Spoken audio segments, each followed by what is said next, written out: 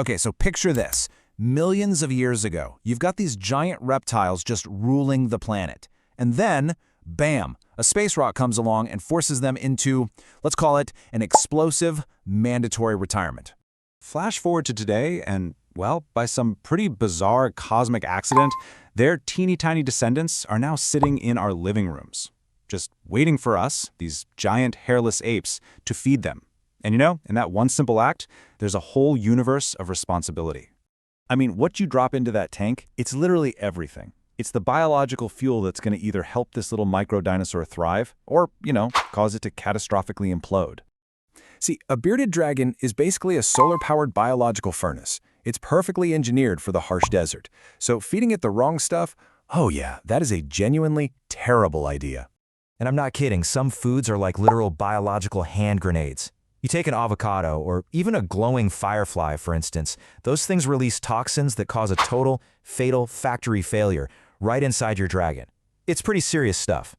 And get this, even things that seem harmless can be super dangerous. Take iceberg lettuce, for example. It's basically just a crunchy water balloon. Sure, it makes your dragon feel full, but it's actually starving on a cellular level. That's why the crucial thing here is to stick with nutrient-dense greens. Think collards or turnip greens. And look, just to be absolutely crystal clear, here are a few more things you've got to keep out of that tank. Citrus, way too acidic.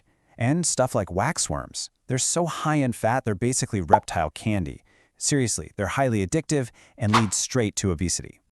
All right, so how do we keep that little biological furnace running safely and efficiently?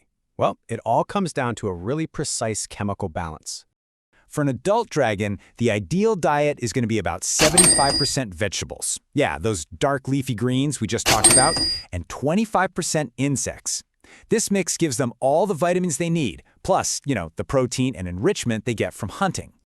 Now, if you're only going to add one supplemental snack to their diet, this is the one. It's black soldier fly larvae, or BSFL for short. I'm telling you, they are the single best feeder you can offer, and it's for one simple reason. They are absolute natural calcium powerhouses.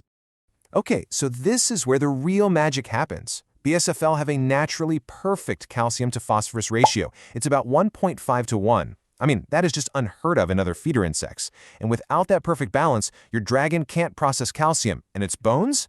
They will literally melt into a miserable puddle of jelly from a condition called metabolic bone disease.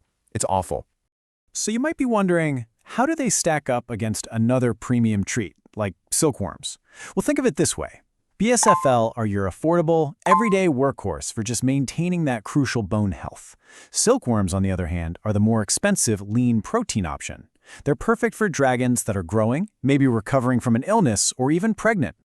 Okay. What about a plant-based treat? Prickly pear cactus is fantastic. Seriously, it gives them great hydration, but without all the sugar you find in fruit. And the prep is super simple. Just buy the pre-cleaned pads, peel the outer skin to get rid of any tiny spines, dice them up, and just drop a few cubes on their salad. Easy. And hey, let's do a quick lightning round of other great treats. Hornworms, they're basically squishy hydration bombs. Think of them as the reptilian equivalent of chocolate cake. Blueberries are awesome for antioxidants, and dandelion greens, if you have an untreated lawn, are a totally free, calcium-rich snack right in your backyard. All right, let's just zoom out for a second.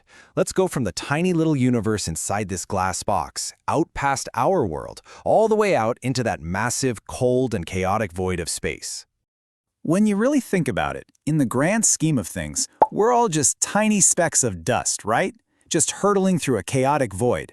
But in your specific corner of the cosmos, you hold this almost godlike power over a tiny, scaly life. And by taking the time to actually understand their biology, to carefully curate their snacks, you are actively choosing to make the universe just a little bit kinder, a little bit brighter for another living being. And you know what? There's something really deeply beautiful about that.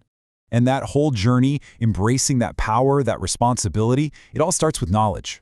So, if you're ready to be that benevolent god to your own little micro-dinosaur, here's exactly how you can dive deeper.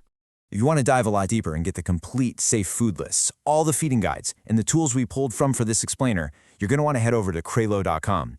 And don't worry, the link is also right there for you in the description below. So go on, take care of your micro dinosaur. And hey, like and subscribe for more science.